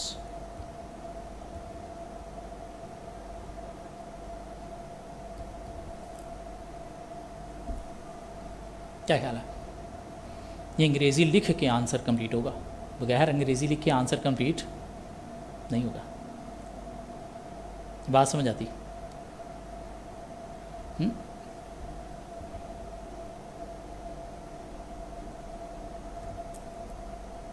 9911। देखा जाए तो क्वेश्चन सिंपल था, लेकिन दिमाग यूज़ करना था कि मांगा क्या जा रहा है और कैसे कैलकुलेट होगा। जी, पार्ट ए हो गया क्वेश्चन का 3 नंबर के लिए, पार्ट बी हो गया 4 नंबर के लिए, एक पार्ट सी दिया गया। List down any two action that management of DL में take to reduce the length of its cash operating cycle. Mean company अपने कैश ऑपरेटिंग साइकिल की लेंथ को कैसे रिड्यूस कर सकती है। क्यों, इंडस्ट्री एवरेज अगर देखा जाए तो 50 + 45 कितना बना, 95 - 30 किया तो कितना बन गया, 65 डेज़। आपका कितना आया था, 86 डेज़। तो 2 मेजर्स आपने बताने हैं जिससे कंपनी अपने कैश ऑपरेटिंग साइकिल को रिड्यूस कर सकती है, और वो 2 मेजर्स क्या हैं, इन्वेंटरी होल्डिंग पीरियड को कम करो, डेटर डेज़ को कम करो, या फिर क्रेडिटर डेज़ को बढ़ा दो। लेकिन यहाँ तक बात नहीं है। Also mention any two risk associated with those action of management। और ये रटा बुक के अंदर लगाया हुआ आपने। डेटर डेज को, इन्वेंट्री डेज को कम करने से क्या मसला आएगा, स्टॉक आउट का प्रॉब्लम आ जाएगा, इन्वेंट्री शॉर्टेज हो जाएगी, जिससे प्रोडक्शन अफेक्ट होगी। ना सिर्फ प्रोडक्शन अफेक्ट होगी, उससे डिलीवरीज डिले में जाएंगी और उससे कंपनी की प्रॉफिटेबिलिटी अफेक्ट हो सकती है। Company on time customer demand को मीट नहीं कर सकेगी। क्या कहना है, बिगर ऑर्डर की जो फ्लैक्सिबिलिटी है कंपनी उसको लूज कर जाएगी। डेटर डेज कम करने से क्या रिस्क है, डेटर डेज कम करने में क्या रिस्क है। डेटर डेज अगर कम करते हैं तो उससे क्या होगा, हमारा जो कस्टमर है वो अफेक्ट हो सकता है, टुवर्ड्स कंपैटिटर मूव हो सकता है, those competitor who are allowing more credit time. कम करने का मतलब क्या है, जल्दी कलेक्शन करनी है तो उसके लिए हमें शायद अर्ली सेटलमेंट डिस्काउंट देना पड़ेंगे जो हमारे प्रॉफिट को अफेक्ट करेगा। क्या कह रहा है, क्रेडिट पीरियड कम देंगे कस्टमर को तो कस्टमर जो है वो कुछ लूज़ भी हो सकते हैं, जिससे अल्टीमेटली हमारी सेल ग्रोथ अफेक्ट हो सकती है। बातें की जा सकती। क्रेडिटर डेज को ज़्यादा करने से क्या मसला आएगा, क्रेडिटर डेज को ज़्यादा करने से मीन हम लेट पेमेंट की तरफ जाएंगे। लेट पेमेंट की तरफ जाएंगे तो हमें शायद जो परचेज डिस्काउंट हैं वो हम एलिमिनेट कर देंगे। क्या कहला है, कुछ क्रेडिटर्स जो हैं वो माइट भी विलिंग नहीं होंगे हमें ऑन क्रेडिट जो है वो सप्लाई देने पे, जिससे हमारी सप्लाई जो है वो भी डिस्टर्ब हो सकती है और अल्टीमेटली ये क्रेडिटर के बिज़नेस को भी अफेक्ट कर सकता है। और अगर क्रेडिटर का बिज़नेस अफेक्ट हो गया तो उससे भी हमारी सप्लाई ऑफ मटेरियल जो है वो अफेक्ट होगी। क्या ये बातें की जा सकती हैं? 4, 6, 10 नंबर के लिए ये वर्किंग कैपिटल का क्वेश्चन है इजी, लेकिन पेपर में बैठे हुए इतना इजी नहीं लगेगा। अब मूव होते हैं स्प्रिंग 23 का क्वेश्चन नंबर 8, जो कि वर्किंग कैपिटल का क्वेश्चन है तो 9 मार्क्स का क्वेश्चन, लेकिन एग्जामिनर के कमेंट्स हैं कि सबसे जो पुअर परफॉर्मेंस थी स्टूडेंट की पिछले पेपर में वो इस क्वेश्चन में थी। जस्ट 16% स्टूडेंट इस क्वेश्चन में से पासिंग मार्क्स ले सके, मीन 84% स्टूडेंट इस क्वेश्चन को पास नहीं कर सके, मीन 4.5 मार्क्स आउट ऑफ 9 नहीं ले सके। क्या देखते हैं कितना कोका क्वेश्चन है। रिक्वायरमेंट ये है क्वेश्चन की, determine the amount of additional working capital finance required to achieve a 25% increase in sale next year. Working capital नहीं कैलकुलेट करना आपको, वर्किंग कैपिटल को फाइनेंस करने के लिए एडिशनल फाइनेंसिंग जो चाहिए वो अमाउंट कैलकुलेट करनी है। और कंपनी का टारगेट है कि उसने 25% से नेक्स्ट ईयर की सेल इंक्रीज़ करनी है। उसी सेल इंक्रीज़ करनी है तो उसके लिए आपको मोर वर्किंग कैपिटल रिक्वायर है। मीन रिसीवेबल में आपको पैसा चाहिए, इन्वेंट्री में आपको पैसा चाहिए, पेबल्स में आपको पैसा चाहिए। ठीक हो गया, तो आपको वर्किंग कैपिटल निकाल के देखना है कि कितना कंपनी के पास फाइनेंस है और बाकी फाइनेंस एडिशनल कितना रिक्वायर है वो आपको निकालना है। तो पहले रिक्वायरमेंट ए की तरफ चलते हैं, बी क्या है सन नहीं पता, वो बाद में देखेंगे, पहले रिक्वायरमेंट ए अटेम्प्ट कर लें। ठीक हो गया, रिक्वायरमेंट ए पढ़ के सिनेरियो पढ़ना है, क्वेश्चन पढ़ना है, फिर बी सी की तरफ जाना है। सो आपको क्या चाहिए जी, amount of additional working capital finance जो कंपनी का रिक्वायर है, टारगेट है 25% से नेक्स्ट ईयर की सेल इंक्रीज करनी है। Okay, Farhan Limited FL manufactures and sells a specialized machine. It is currently in the process of finalizing its sale plan for the 2023. Company अपना next cell budget बना रही है, cell plan बना रही है। According to the sale director, the main obstacle to increasing sale is the availability of working capital finance. इन sale increase करने के लिए आपको वर्किंग कैपिटल चाहिए, इन्वेंट्री चाहिए, रिसीवेबल चाहिए। The finance director informed that any increase in sale would increase, in sale में जितना भी increase आएगा उससे increase होगा the trade receivable by 80% of the additional sale amount। तो हमें देखना पड़ेगा करंट सेल कितनी है, एडिशनल सेल कितनी है, उस एडिशनल सेल का 80% क्या होगा रिसीवेबल में increase. The increase by 60% of the additional sale amount, inventory, the inventory by 60% of the additional sale amount, mean additional sale amount का 60% से इन्वेंट्री इंक्रीज होगी, एडिशनल सेल अमाउंट का 80% से रिसीवेबल इंक्रीज होंगे। And the trade payable by 35% of the additional sale amount, और trade payables कितने से increase होंगे 35% से।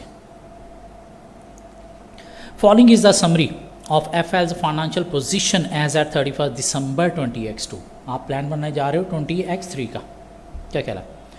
सो करंट आपके पास क्या डेटा है, प्लांट एंड मशीनरी 950 मिलियन का है, करंट एसेट्स में इन्वेंट्री 500 की है, ट्रेड रिसीवर्स 300 के हैं, कैश एंड बैंक बैलेंस 30 का है, total 1780 million rupees. Equity and liabilities में लॉन्ग टर्म डेट है 465 मिलियन का, current liabilities trade payables 405 million, other payable 110 million, और इक्विटी में share capital 350 million and retained earnings 450 million. ये रिटेन अर्निंग क्या होती है, रिटेन अर्निंग क्या होती है, रिटेन अर्निंग प्रॉफिट का वो पार्ट जो आप एज ए डिविडेंड पे नहीं करते, अपने पास रिटेन कर लेते हो, वो रिटेन अर्निंग होती है। क्या ख्याल है? कंपनी एडिशनल वर्किंग कैपिटल यहाँ से भी चलाती है, या फिर नए शेयर इशू करके भी पैसा ले लेती है, या फिर डेट के थ्रू भी पैसा ले लेती है। क्या ख्याल है? So the sale for the year ended 31 December 20X2 was ₹2200 million. Mean current sale आपकी 2200 मिलियन है। कितने परसेंट से आपने इंक्रीज़ करनी है सर? 25% से। तो इसका 25% इंक्रीज़ हमें नज़र आ जाएगा। एडिशनल सेल 23 के लिए कितनी चाहिए? उसका 80% ट्रेड रिसीवेबल में इंक्रीज़ आ जाएगा, उसका 60% इन्वेंट्री में इंक्रीज़ नज़र आ जाएगा, और उसका 35% पेबल में इंक्रीज़ नज़र आ जाएगा। क्या ख्याल है? And the net profit after tax was 15% of the sales amount. और कंपनी का प्रॉफिट कितना होता है? सेल का 15%। प्रॉफिट कितना होता है? सेल का 15%। FL distribute 25% of profit after tax as dividend to its shareholder। और जो भी प्रॉफिट है उसका 25% कंपनी डिविडेंड पे कर देती है, तो बाकी क्या करती है? 75% का रिटेन अर्निंग में जाता है। It is expected that profit after tax and dividend distribution for the year 2023 will be in line with 2022। Mean ये परसेंटेजेस डिस्ट्रीब्यूशन ऑफ डिविडेंड 25% ही रहेगी 23 के लिए भी, और प्रॉफिट भी 15% ऑफ सेल ही होगा। लेकिन 2023 की सेल हमें निकालना पड़ेगी 25% इंक्रीज़ के साथ। All receipts and payments except dividend can be assumed to occur evenly throughout the year. Dividend is paid on the last day of the financial year. करना क्या आपको? Amount of additional working capital finance निकालनी है। Company का 25% cell increase करने का target है। क्या कह रहा है? तो वो जो आपको अमाउंट चाहिए, किस लिए चाहिए? डेटर इंक्रीज़ करने के लिए, इन्वेंट्री इंक्रीज़ करने के लिए, और पेबल इंक्रीज़ करने के लिए। ऐसी है। आ जाए क्वेश्चन की तरफ। पार्ट ए क्या निकालना है? एडिशनल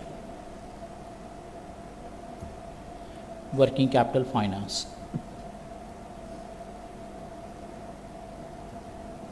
एडिशनल वर्किंग कैपिटल नहीं, एडिशनल वर्किंग कैपिटल फाइनेंस की अमाउंट चाहिए जी। सेल आपके पास करंट सेल कितनी है?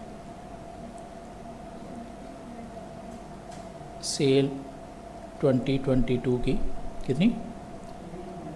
2200 मिलियन रुपीज़ इन मिलियन ले ले।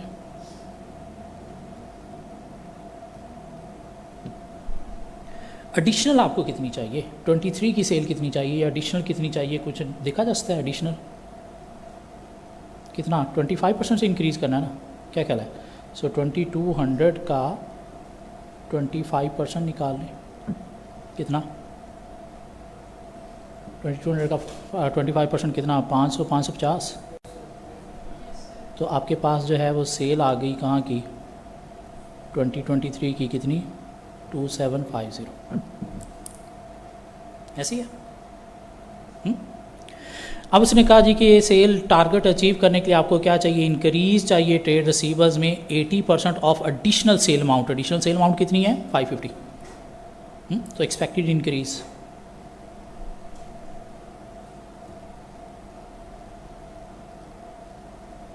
इन रिसीवेबल 550 का 80% कितना बना? 440। ओके, इन्वेंट्री 550 का कितना? 60%। 60% और पेबल 35% है। कितना? 330। और पेबल माइनस होगा ना? क्या ख्याल है? पेबल माइनस होगा 35%। कितना? 190, 193। क्या ख्याल है? कितना बना यहाँ से वर्किंग कैपिटल? 577। ये आपको टोटल चाहिए। इतना फाइनेंस आपको वर्किंग कैपिटल में टोटल चाहिए, लेकिन कुछ आप रिटेन अर्निंग से लोगे, तो एडिशनल आपको चाहिए ना रिटेन अर्निंग के अलावा। हाँ, तो रिटेन अर्निंग से कितना आप लोगे? रिटेन अर्निंग, रिटेन अर्निंग कैसे निकालेंगे? सेल है हमारे पास कितनी 2750, उसका कितना प्रॉफिट होता है 15% और उसका 75% रिटेन अर्निंग है। क्या कह रहा है? सो 2750 उसका 15% प्रॉफिट और उसका 75% जो है वो डिविडेंड। कितना बना ये? रिटेन अर्निंग से आपको कितना मिल सकता है? 309.4। तो आपको एडिशनल जो फाइनेंस चाहिए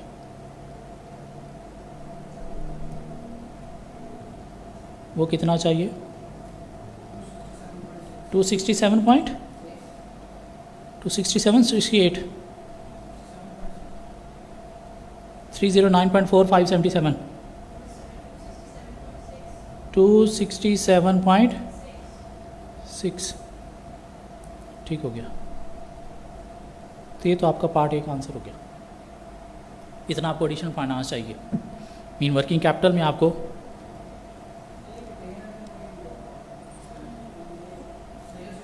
मतलब वर्किंग कैपिटल आप फाइनेंस कहाँ से करोगे? पहले वर्किंग आपके पास जो रिटेन अर्निंग पड़ी वहाँ से। क्या ख्याल है? टोटल आपको वर्किंग कैपिटल कितने का चाहिए? 577 का नेक्स्ट ईयर के लिए। ठीक हो गया, 577 का चाहिए current assets minus current liabilities. अब वर्किंग कैपिटल फाइनेंस करने के लिए रिटेन अर्निंग से कितना मिल सकता है? रिटेन अर्निंग कितनी है आपके पास? कब की? नेक्स्ट की।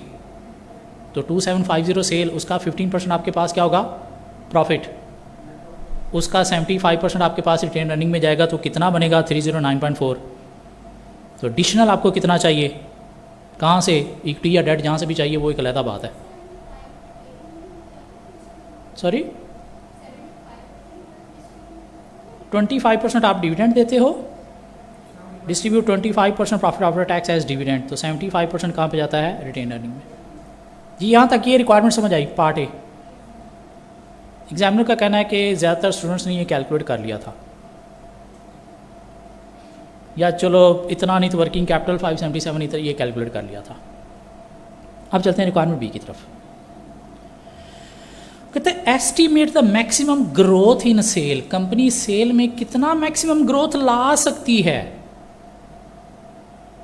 आप 25% टारगेट नहीं, मैक्सिमम कितना ला सकती है? That FL can achieve under each of the following independent assumption.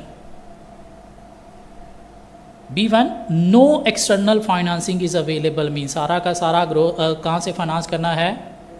Retain earning से। तो उससे सेल में मैक्सिमम ग्रोथ कितना ला सकती है? मीन सारी की सारी आपने वर्किंग कैपिटल फाइनेंसिंग करनी है कहाँ से? रिटेन अर्निंग से। तो उससे सेल में मैक्सिमम कितनी ग्रोथ आ सकती है? 25% नहीं, अब कितनी आ सकती है? मीन सेल ग्रोथ अब यहाँ पे क्या अज्यूम करेंगे? एक्स। जैसे ये हमने अप्लाई किया था ना सेल ग्रोथ पे 80%, 60%, 35%। अब यहाँ पे सेल ग्रोथ 550 के यहाँ पे क्या रख देंगे? एक्स। क्या ख्याल है? Part B.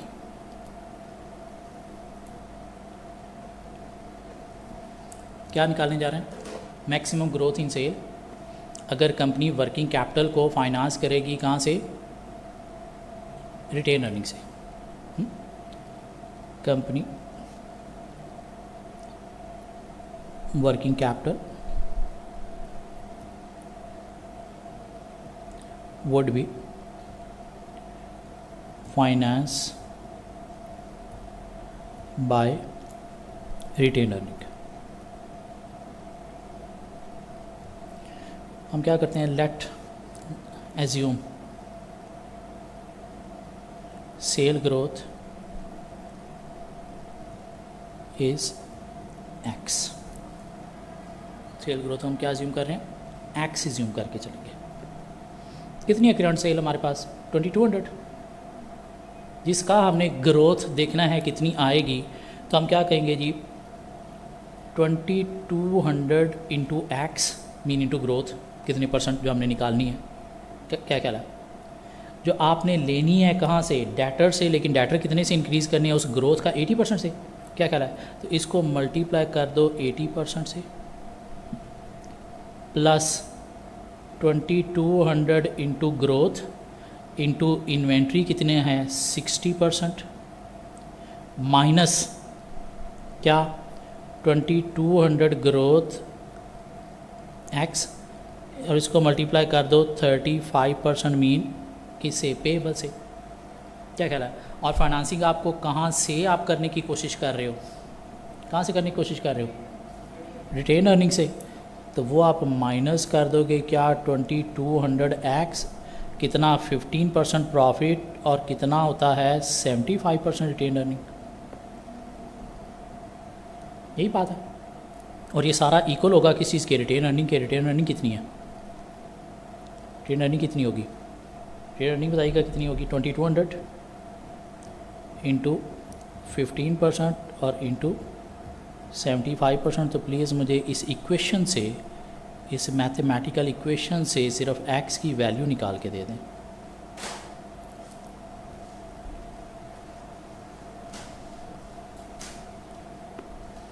पहला कितना बनता है 2200 एक्स इंटू 80%, कितना x है,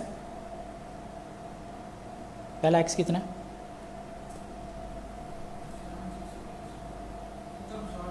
हाँ 1760 एक्स प्लस इन्वेंट्री वाला कितना है 2200 का 1620 एक्स और माइनस 35% कितना बनता है 770 एक्स, ये कितना बनता है 1320 एक्स माइनस 770 एक्स और माइनस अगला एक्स देखिएगा वो कितना बनता है 247.5 एक्स और ये इक्वल किसके हो जाएगा, ऑब्वियसली 247.5 के हो जाएगा। तो प्लीज़ मुझे यहाँ से एक्स दे दें कितनी ग्रोथ बनी,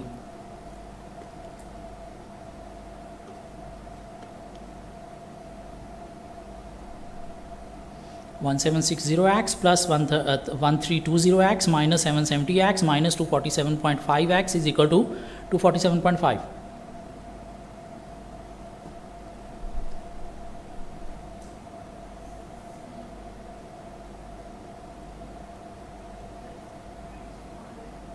कितना कितना 12 मीन 12%। इन कंपनी अगर एक्सटर्नल फाइनेंसिंग पे ना जाए, रिटेन अर्निंग से ही सारी फाइनेंसिंग करे, तो मैक्सिमम सेल ग्रोथ कितनी अफोर्ड कर सकती है 12%। क्यों 25% अगर ग्रोथ करनी है तो आपको एडिशनल इतना फाइनेंस चाहिए, क्या ख्याल है। तो आप फिर सिर्फ रिटेन अर्निंग से अगर फाइनेंस करते हो तो फिर सेल ग्रोथ 25% टारगेट नहीं, कितना को मीट कर सकते हो, तो 12% मीट कर सकते हो। ये मैथमेटिक्स थी, क्या ख्याल है, ये मैथमेटिक्स थी, ये कोई वर्किंग कैपिटल का कॉन्सेप्ट नहीं था। वो वर्किंग कैपिटल का कॉन्सेप्ट ऊपर सिर्फ पार्ट ए था।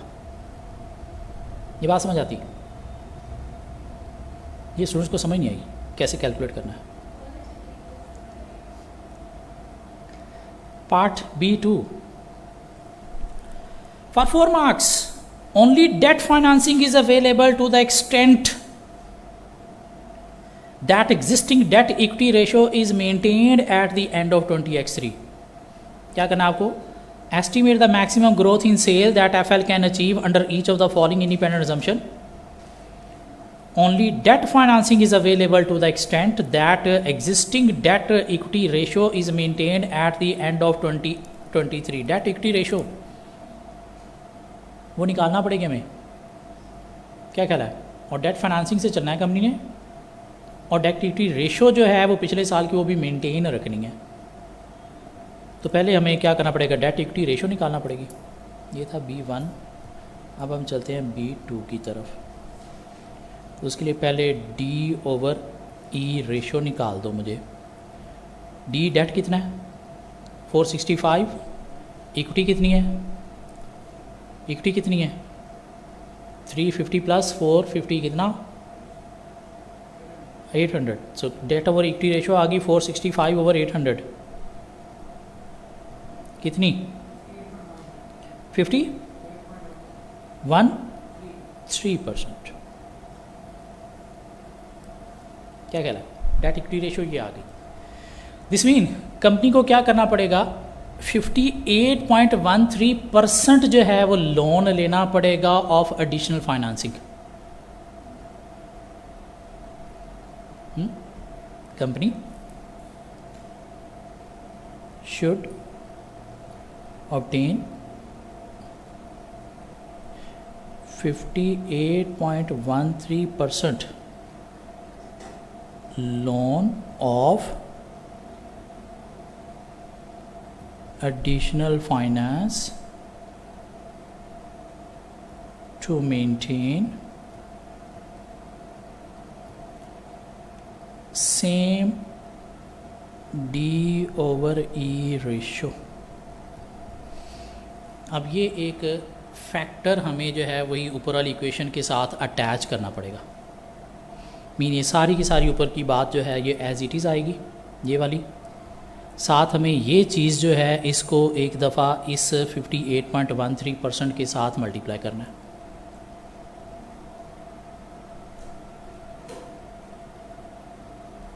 कैसे, दोबारा से 2200x हमने क्या निकालनी है, एस्टिमेटेड सेल ग्रोथ निकालनी है ना, क्या कहला है, into 80% plus 2200x into 60% minus 2200x into 35%, क्या कहला है, माइनस वही ऊपर वाली बात 2200x इंटू 15% इंटू 75%। यहाँ तक बात समझ आती। अब एक साथ नया फैक्टर हमने क्या लगाना है, यही इक्वेशन लेकिन साथ उसके हमने मल्टीप्लाई कर देना है एक फैक्टर बाद में, कौन सा, 58.13% वाला। तो क्या करेंगे जी, यहाँ पे नीचे भी लिख दो, यही आगे कंटिन्यू हो रहा है, माइनस ये देखिएगा 2200x इंटू 15% इंटू 75% और ये सारा मल्टीप्लाई हो जाएगा किसके साथ, 58.13% के साथ, और इक्वल हो जाएगा किस चीज़ के, ये और इसी के साथ 58.13% वाला इफेक्ट डाल के। सो इक्वल हो गया किस चीज़ के, इक्वल किस चीज़ के, 2200 इंटू 15% इंटू 75%।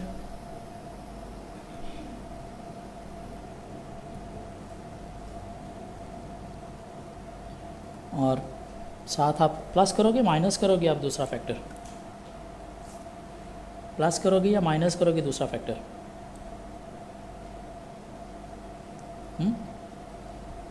प्लस करोगे माइनस करोगे, प्लस करेंगे 2200 इंटू 15% इंटू 75% और इस सारे होल सम का जो है वो मल्टीप्लाई कर देंगे क्या, 58.13% के साथ। अब यहाँ से मुझे x बस निकाल के दे दें, तो आंसर आ गया आपके पास। Same debt over equity ratio अगर मेंटेन करनी है तो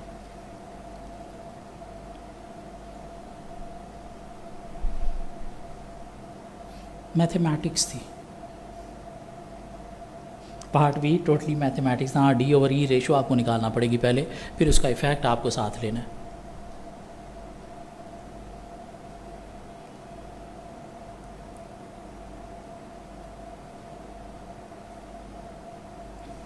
come on,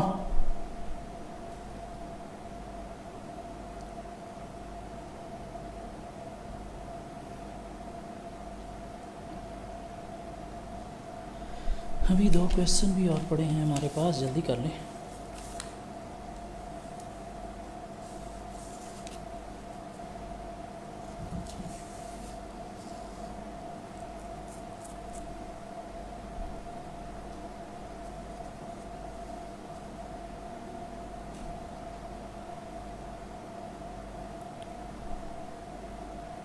near about 20% answer होगा।